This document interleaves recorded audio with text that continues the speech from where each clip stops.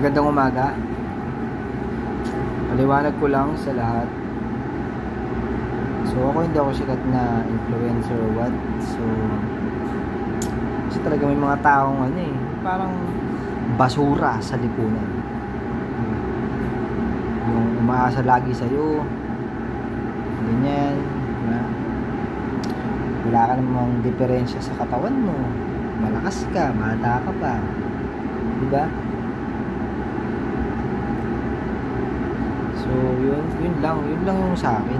Daming basura sa lipunan. Malakas ka pa, bata ka pa, magtrabaho ka. Para pag dumating yung panahon na mahina ka na, malalaman mo kung bakit mo ginawa yung kabataan mo, tinrabaho mo yung dapat mong gawin sa buhay mo.